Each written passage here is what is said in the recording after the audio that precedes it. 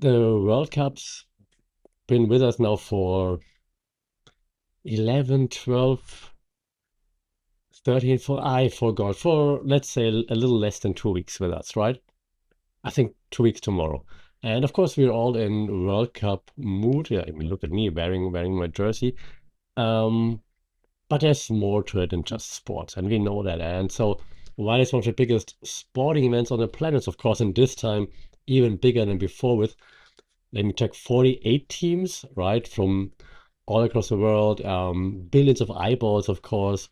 And it only happens every 4 years. So, of course, it's one of the biggest sporting events on the planet. Now, with even more people participating, where we share values, cultures. At least that's what FIFA pretends it's all about. So, in this podcast, now we're going to do the good, the bad, the ugly in regards to, of course, media and communications points of view. Um, and it's not about the games themselves, right? Because, well, the good is real. There is a real good exchange happening. And we see it on our social media the whole time, which is awesome. The bad is probably something more structural, right? The ugly part is then, of course, the money, the sponsors, and so on, because I mean, it's all about money, but no one really wants you to know that. And a quick framing before we start, right?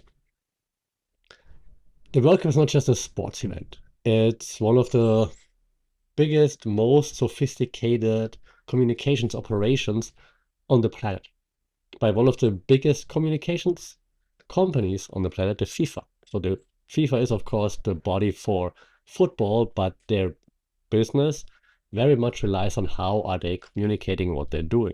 So understanding the World Cup through a lens that puts that communication point of view on it, yeah, helps us understand and maybe change our point of views a little bit to see why are those things actually happening that are happening. So that's the plan for today. That's it for the Funky Pod this week, and we're jumping right in.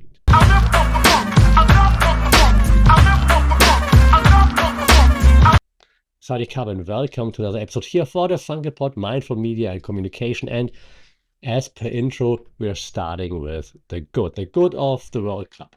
And one thing that you might have seen pundits and I don't know, media profs, if you follow any, I heard saying was like that the World Cup is maybe the last global media event.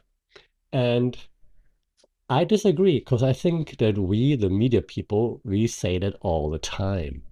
So the quick confession time in the beginning. Lots of commentators, pundits, myself maybe included, we call roughly once a year an event, the last global media event. It could be Eurovision, it could be the Super Bowl. We always say that. We're like, hey, this is one of the last global media events. And it's not wrong because there aren't as many global media events anymore, but we do have a few once in a while. Yeah, the Champions League final, you could also call that a global media event. And of course, the World Cup is an even bigger event, sure, but we always wheel out that definition for those bigger events. And so I think it's one of the lazier lines in this genre, and I don't want to use it anymore. So let's actually interrogate like what's actually happening. It's not whether the World Cup is the last big global media event, it's why we keep reading that framing. Why do people emphasize that the World Cup is one of the last big events that we have? And why does every other event also gets positioned like that? Why is it always like this is the last big global event where cultures come together? If we do have events like that happening over and over again. So what's happening here? Why is the media positioning events like that? And right now it's the World Cup. The answer is that fragmentation is real. And yeah, everything right now in the media is more fragmented, it's more personalized, which you can argue is good or bad, up to you. The stuff you're seeing is more algorithmically optimized towards your liking. Okay, we know that. But then on the other hand, there's like nostalgia to feel like back in the day, to share something with others. And this only happens with those global events. Okay. So while you, of course, cheer for different countries, different clubs, you still appreciate the event for what it is. So the nostalgia for shared moments, for shared attention is there, it's real.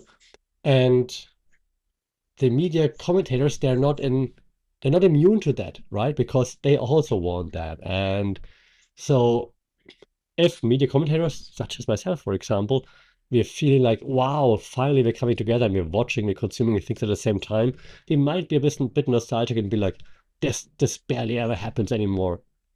While, of course, we do have events, again, Eurovision, Champions League final, whatever that might be, but not as much as before. And it feels less because, well, we consume personalized content 24/7 all the time. So that's why it feels so special when there's content that everybody's watching. Yeah, I'm wearing my Germany jersey right now, but I did check out, of course, highlights from the Curaçao versus whatever game from England struggling against Ghana. We know about that, and things like that. Yeah, so we all sharing, participating in this global event. So now every time you're saying like this is the last big global event, you're kind of like expressing genuine anxiety about the death of the shared spectacle. You know the term by now after listening to my podcast, right? So, and this spectacle is not just like a content spectacle, it's also like a cultural spectacle. So when we're saying that, I think there's some anxiety in there of like, oh, we're losing those events where we share culture and happiness and languages and food or whatever that might be, and pop culture. And so I think that's why this positioning happens. Well, it's not because it's something negative, but it's because people, audiences, commentators, we're all missing. We are all feeling nostalgic when it comes to such big events. So generating a hook for this event, this is one of the last big global events that you have to participate in, just kind of like tries to reel everybody in because we're missing it so much. And it's a good hook, I mean, clearly, right? So but then what the World Cup actually is, right? If it's not the last big global media spectacle is, if you look at it at scale, it's it's different to the Super Bowl or to Eurovision or the Champions League final because it's genuinely global in a way that those other big events are not. Yeah, the Super Bowl is big. It's America's biggest event, sure, but and there's lots of international observation, yes, but it's not really something global. Uh, Europeans, as we're watching it, sure. Maybe we genuinely, maybe some ironically to see like the spectacle, what is Bad Bunny doing and whatnot. But the World Cup is different. The World Cup is genuinely consumed by primary audiences all across the world, right? The Super Bowl, for example, has a primary audience in the US, while then people like me, for example, we like a secondary audience. We like watching it because of the spectacle, but not because we're really into it. The World Cup is being watched by lots of people who are really into it because, of course, there's a party in their countries, which makes it stand out again amongst those events. Now, when it comes to distribution, right, and how we consume the content, it's also different because Super Bowl, for example, you have to consume via wherever owns the NFL rights.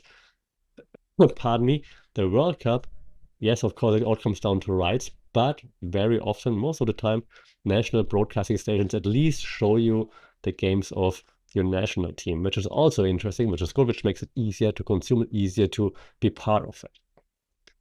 So the last thing in this regard is that also there are very more emotional stakes in it. If you have your jersey of your country and you're supporting your country, there's a way higher emotional stake to it than when I don't know, the New England Patriots play the Kansas City Chiefs, at least for an audience like me, unless you're a really hardcore Chiefs or Pats fan, right?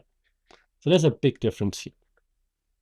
And there are also a few theories that really relate to that. So there's one by Benedict Anderson. He called it the imagined communities.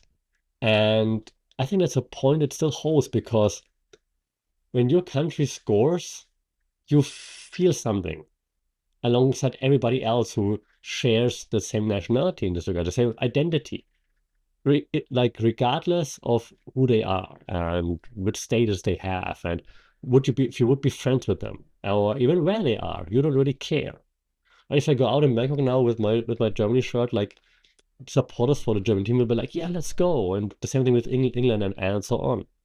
So there's a big difference there to other events. And that's communication.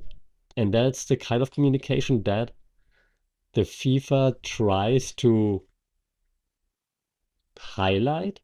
But I also think that's the kind of communication that the FIFA has the least amount of influence over. That happens because of cultures, of shared values. The FIFA has nothing to do with it. The FIFA can be happy, lucky that this is happening because it's not because of them, it's despite of what they're doing. Let me know what you think, but I think that's it. Don't think the FIFA has anything to do with it. They're just lucky that this is how culture works. Okay. Um, and that's the cool thing because we don't need any apocalyptic framing. Like, is this the last big global? No one cares how we frame that event. Yeah, you just want to share those moments with people around you, and it's fun and it's nice to share culture, and that's why we do it. Now, back to the World Cup though, itself. Okay, so if you look at it, we have now the biggest World Cup ever, right? With 48 teams. So it's like more of the world that's in the same room. And yes, we'll get to the problem of the expansion in a bit, if that's a problem. But the genuine upside first, right? More countries qualify, more football cultures are being represented, right? So more cultures than ever right now at the World Cup. There have never been that many cultures at the World Cup. Curacao, Capo Verde, and so on. It's great. So, yeah, some nations they're now there for the first time. And there are players who grew up watching the World Cup who thought, wow, I could never be there because my team will never qualify now it's bigger. Now you can be there. Now everyone can think like, wow, maybe someday I can be there, or at least I'm being represented right now with my culture, with my nationality. And that's something very big, and that's something that I think is very positive about the expansion into like 48 teams. And if you look at like where I'm at, for example, if you look at the Global South is now much better represented. Thailand isn't there, but smaller footballing nations that we can relate to, they made it. And so if the Global South is there now on the big stage, that's great. Yeah, so the tournament's original claim at this whole world's game was that we're bringing the world together. And so now it's marginally, but it's more true with those 48 teams than before with like 32. And now when an underdog, like, makes it into the knockouts, for example, which could actually happen with Capo Verde, maybe even with Curaçao, who knows? People who don't normally watch football, they're intrigued. They're like, oh, wow, this is cool. And that's generally good for the game, for the audiences, for everybody involved. When it comes to the football itself, yeah, sure. Sometimes the football is just not as good. Yeah, because football itself is extraordinary. Those events are extraordinary, but it still happens that even though you have great players on one side, then maybe a smaller team struggles against a big team. That still happens. It's normal.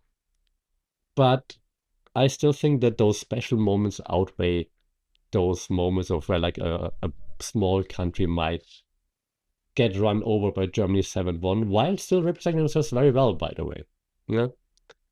And then afterwards, for example, Curaçao, right? 7-1 lost to Germany. Then afterwards, they hold on to a draw against Ecuador, which was fantastic to see how much passion they had. Didn't give up and so on. This is representation, and you saw how much that meant to the people of Curaçao. And this is just one example. Yeah, if you follow, you've seen what happened to Cape Verde. You have seen now what happened to Ghana holding England to a draw just last night, for example. So things like that are not just a football story. There are communication, there are culture, they're like national coming together, and that's something I think that can be underestimated, and that's why I still think that having a bigger World Cup is actually not a bad idea. Of course, it makes everything longer. I understand that. Nevertheless, adding all those different nations there, that does something with me. It makes me happy to see pictures from Curaçao, Capo Verde, and so on.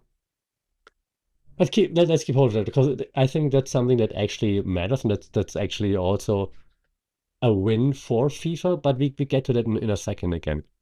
Because first, while I talk about the good, now we also have to talk about the bad. And I mean, the first bad thing is that the US is hosting this. And I know you know that, but just think about it one more time. The US is hosting a World Cup where all nations and cultures are coming together. And I saw a quote on Instagram the other day, and I think that summed it up perfectly. The US did not deserve the World Cup, but the US needed the World Cup. And that's actually where I throw out all my notes that I had for this episode of this podcast. Because I mean, there are so many things to talk about. That the US are under an administration that you can argue with. I mean, you're looking at the administration, and it's not a political podcast, but you're not happy. Nobody's happy with what they're doing in Iran. And you can name it, how they treat Iranian players, for example, also at the World Cup. They play their games and they have to go back to Tijuana because they can't stay in the US. They didn't let different like referees in and players were held in detention. You name it. Yeah, those are all things that are definitely could be labeled as the bad, right? The good, the bad, the ugly, and the bad. And this links very much to how the US operates. But right now, the sports washing that the US want to do works perfectly. We see lots of party content, people celebrating, cheering, and so on. So the sports washing does work. Now, what I also propose is that while the sports washing works, the actual culture, not washing, but culture mixing might actually also work. And that's why I like this quote so much. It said like the US did definitely not deserve it, but they needed it. Because yeah, while Americans say, look, the Europeans now finally see our culture. Yeah, sure, sure. If you want to look at it like this, I see it from the other point of view. I see it like finally Americans don't have to go out of the country to actually meet different cultures and see that you can be different and still have fun together and still enjoy being together and find that you have shared interests and so on. And that's what I think is still a good out of the bad, because the bad is like that America is like, oh, look at us, we're the best, everything we're doing is awesome, which clearly you can argue with. But and the way they treat immigrants and so on, but again, not a political podcast, but you know what I'm saying. Nevertheless, I still think that there is a positive outcome there. One that I think the administration did not plan to have, but it's still happening. So I think that is something that we cannot underestimate as well. The second thing is, second time I said it today. Um, yeah, so that's my take on this very quick political thing. Um, Also, I mean, you have with 40 teams, it means you have lots of players, coaches, staff, and hundreds of thousands of fans traveling to that country and the other hosts like Mexico and Canada as well. Um, but it also makes it clear that because so many people are being denied at the border, that not everybody's welcome, right? So that's also communication. So we see still the news popping up that people who want to travel to the World Cup are not being let in, and then they have to change their plans and go to Mexico instead or to Canada or whatever. It's also communication, right? You're like, hey, you have a ticket, you got the visa before, but now we're still not letting you in, for example. The visa situation, by the way, by itself probably needs a whole extra episode, like what that communicates from a country's point of view.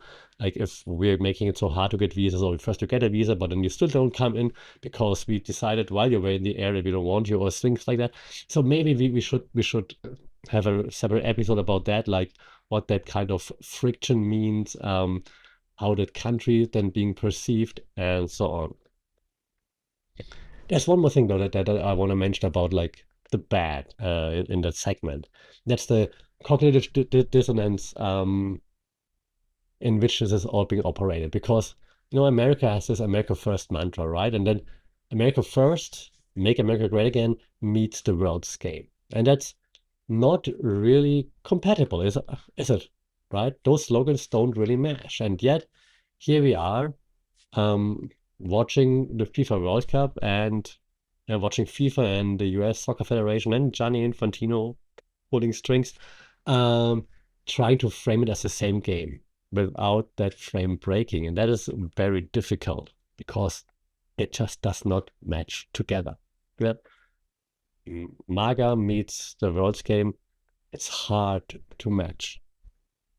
Now, from a communications point of view, you could call this a crisis management problem. Okay, we have a crisis here that our points of view don't really match. What can we do?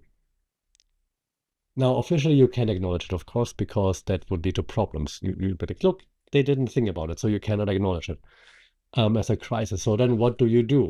Then you try to paint over it. You try to astroturf it, of course. And that's what's happening, what I mentioned earlier, the sports washing. So you try to push all those positive narratives, how Boston's been taken over by the Tartan Army, which was amazing, of course, and it's just so lucky for the US that things like this are actually happening. Yeah, so you try to astroturf over it. And I'm still coming back to the 48 team expansion here and there because I also think that it's a product of, it's a decision-making process because you want to see more inclusive. That's why you, the FIFA, announced that expansion. Like, look how inclusive we are. Again, I'm not against it, but I'm telling you, I'm thinking that the reason why FIFA did it is not what I just mentioned earlier, that it's really nice to have different cultures there. I think they just want to look more inclusive, and that's why they did it. And they want to make more money. That's why they did it.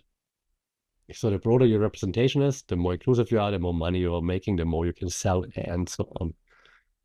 So the reason for everything the FIFA does is always revenue. There's nothing new to it. John Oliver had many pieces on that. Check those out. Last week tonight with John Oliver has like many FIFA episodes. So more matches means more money. That's also why they have those insane hydration breaks, because you can sell more advertisement in between. Now we make football being 4 quarters, and in every break we have advertisement. So everything the FIFA done is money. Thus, it's about money. Nothing new. We know that. Just let's not be fooled by the happiness that we feel when we see different cultures, because we know why they did it. Now, this group stage quality could also be an argument, right? Like the quality in the group stage is maybe diluted now because there are weaker teams. So we have more matches, more opponents, but weaker teams. So there are more games that function as a filler rather than like highlights or other competitive football. That's something I would have thought before as well. But now seeing, for example, how Curaçao bounced back from the 7-1 defeat and then held on to a draw, I could be convinced otherwise. Nevertheless, we do see teams like Tunisia, like Saudi Arabia, like not standing much of a chance in their groups. But that always happened, right? So personally, I would still think that the good outweighs the bad. Maybe it's because I'm naively positive. But there are arguments to be made that this delusion of the quality of the games, of course, impacts football, and it's only been made to sell more money, sell more advertising, and increase the revenue. And this is now something that, yeah, where I bring in some more theories again, because I think, and if you listen to my previous podcast, you know the term, and if you listen to other media scholars like Cory Doctorow, for example, you know that too. That's where gentrification enters football. Because did you remember gentrification, what Cory Doctorow proposed? He said, your first platforms, they build something to give value to the audience, but eventually there's saturation. They don't know how to give more value to the audience, and they don't want to give more value to the audience because they just focus on making money. So then the platform's not growing anymore. So they try to squeeze out any kind of money value they can get from the audience. So that's gentrification in a nutshell, okay? And we can see this in football as well right now. I think the FIFA's at a point where they don't know how to naturally keep growing. And so now they try to find a few, screws to change in order to make more money, to squeeze more out of football, out of the audience. And making the event bigger is one thing. Let's see what else they will come up with in the future, because I mean, you can't just blow it up to 64 teams eventually. I mean, you could, but I think that might be where fans might draw the line. Okay. What else? Oh yeah, the media rights, right? So we talk about the ugly as well. So media rights fragmentation is also very interesting because, as you probably know, when you're trying to watch the World Championships, you need to have lots of subscriptions to watch everything. So I'm from Germany. I'm in Thailand. So in Thailand, there's a channel called Mono Max that shows all the events live. So you need a subscription for this, but if you don't watch it live, there are no replays on it, as far as I understand that. Hmm. And then being from Germany, of course, we have like lots of the games on free TV, which I cannot access here unless I would use a VPN, but I would never do that, of course. Hello, Germany. But if you want to see all the games, you also need a subscription to Magenta TV, for example. It's like the TV channel from the German telecommunications provider. And that's the same thing in other countries as well, right? So of course there are some matches on free TV, but if you want to see all of them, you need like different subscriptions. And that's what we call fragmentation. And the World Cup used to be this one big global happiness event where we all watch everything on TV all the time and everybody had access to it. You watched it with friends, you met, I don't know, in bars and restaurants and so on. Now the right situation in 2026 is completely different. It's a patchwork, right? You need like so many subscriptions for everything. And that means that there's no single person that can watch everything with just one subscription, and which is kind of sad, understandable from an economic point of view. You want to make as much money as possible. And this whole fragmentation, though, is not just, oh, it just happened. It's on purpose, right? It's not an accident. It's like if you split the market, you force people into buying more, of course. And that's what the media rights is just all about, right? You want to make more money. So FIFA gets more because they can sell rights to different platforms, not just to one. So you have a streaming platform, you have a TV platform, and so on. Now, what that leads to. And back to the beginning, the World Cup as the last global media event. Now you see that's already more complicated because if I need 17 different subscriptions, it's not a global event. I mean, it's global, but it's not like an inclusive event. Yeah. So I would suggest that while we all kind of consume World Cup content somehow, probably watching less full games than in previous editions, 10, 15 years ago, 20 years ago. And so back then, old man yelling at cloud, back then, you would also run the TV and watch as many games as possible. Now you probably just watch the game that really interests you, and the rest you're catching on social media and highlights and short clips because you don't have the right subscription. Now, you can argue this is just the way the media goes, sure, but I mean, the FIFA has the power to say yes or no to everything. They don't have to sell the rights to 17 different platforms. They choose to do that. But the same thing happens, of course, with the Bundesliga, with Premier League, with the NFL, the NBA, and so on. So the FIFA are not the only ones doing that.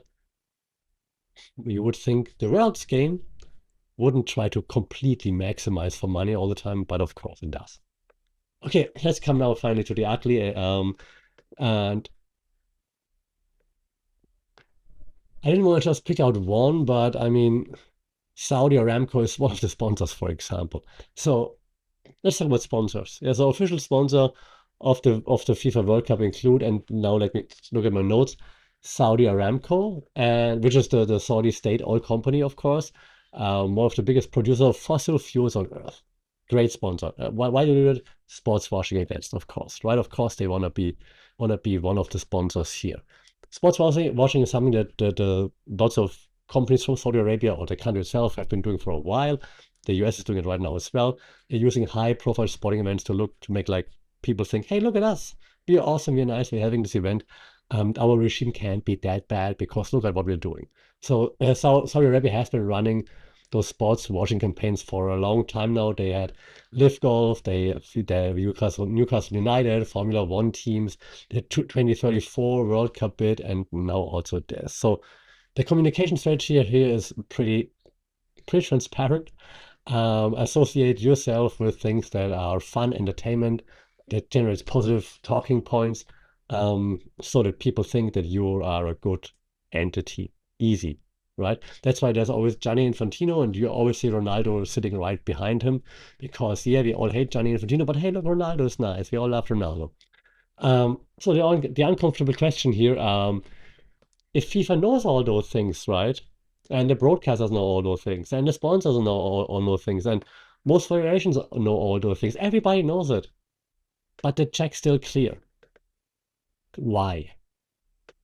Why does it work if we all know what they're doing?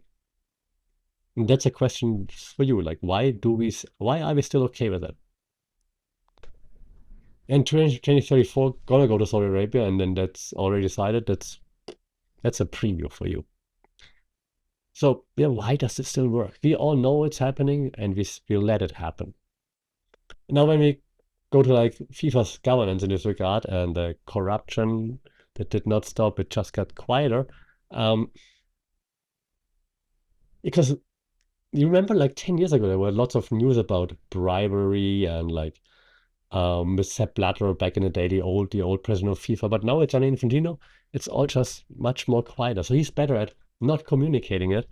We all know, suspect, allegedly, that there's still bribery happening, who hosts World Cups and who gets the bid and all those things. But it's being way less discussed than before. FIFA, I don't think that they changed that much, because it works. Why would they?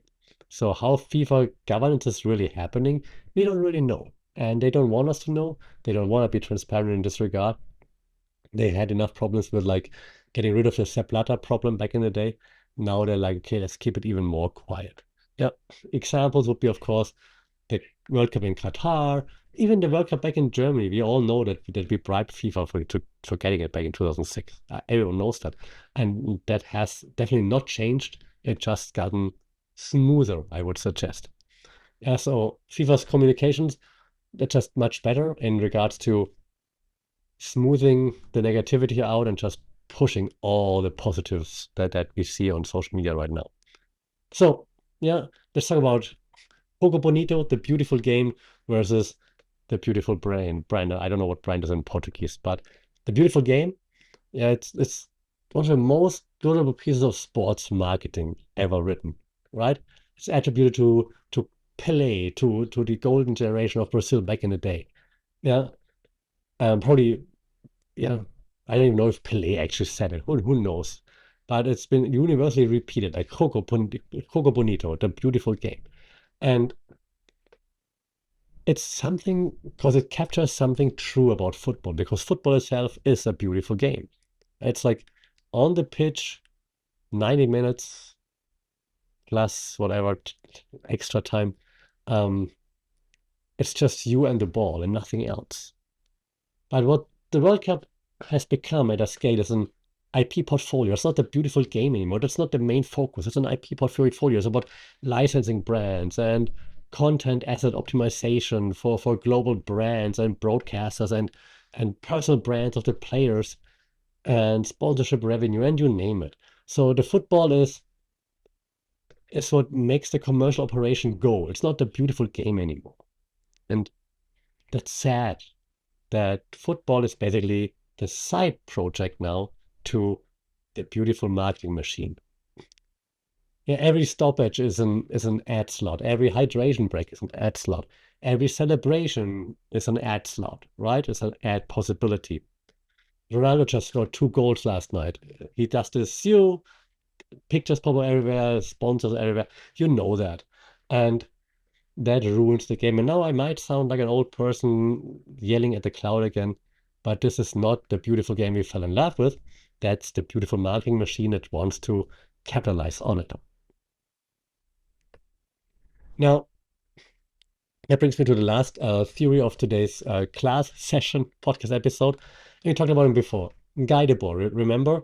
Talked about the society of the spectacle. And he said, the spectacle is not a collection of images. It's a social relation between people mediated by images. That's the quote. Okay. And the World Cup is the largest single spectacle on Earth, at least right now, but every 4 years it is, right? And the relation between the event and the people watching it is most entirely mediated by, I'm waiting for you to say it, but what is it mediated? It's just like in class right now, right? By commercial interests, by the communication that we see, by the content that we're consuming, right? And this content that we're consuming is not only Choco Bonito anymore. It's branding bonito. Commercial interest bonito. So what you're watching when you watch the World Cup is just a constructed image of football. It's not football itself anymore. It's a constructed image for maximum emotional engagement and for maximum advertising dollars. The football is still in there though, and that's of course why I also still watch it. It just kind of requires looking past quite a lot of other distractions to just see that beautiful game itself. So to wrap things up, right? The World Cup is the clearest example of that I know of a thing that's genuinely great and structurally also compromised at exactly the same time. Yeah, both things that I mentioned today, they are fully true. Bonito branding, right? Neither cancels the other out. It's both there, but it's still crazy to see how one is taking over the other, and you know exactly what I mean by that. And as a communications object, it's almost incomprehensibly sophisticated. It's a machine for generating global emotions. It has been like perfect and optimized over decades, and it operates at scale like nothing else. Yeah, FIFA is like the biggest machine that does that. And we know that because whenever FIFA comes somewhere, the gentrification machine also runs right away, right? There's no ugliness everywhere. They go into the favelas in Brazil back in the day, for example, and try to clean everything up just for the time being there. So what I keep coming back to is, why do people actually love football? Why are people getting up at 3 a.m. this Saturday again to watch Germany? So because their team's playing. What makes them come back to it? Like the ones that are sitting on a bar floor in a city where they don't speak the language, but everyone's cheering the same team. What is it? What is it that keeps the spirit of the beautiful game alive? Yeah, we're watching that IP portfolio out there, but we're still cheering because we found what's inside the spectacle. We have the ability, by we I mean like football fans, to look past the spectacle and still see the real in it. And I think that is getting harder and harder and harder. And the trick is maybe asking the question of how much longer the thing inside the spectacle can really survive. Yeah. So the trick is to look past all the spectacle and see the real thing, the beautiful game. But I think with all the spectacle around it, it makes it harder and harder and harder and harder. And eventually, it might be too hard to dig through and see the beautiful game. And once it's only spectacle, and I think Americanization of the event is doing its part, but once we only see the spectacle and it's almost impossible to dig through to see the beautiful game, then we're at a point where the fans might start turning. Let me know what you think. Until then, don't forget to cheer for the right team. We talk soon. Until then, stay safe, take care. Salut.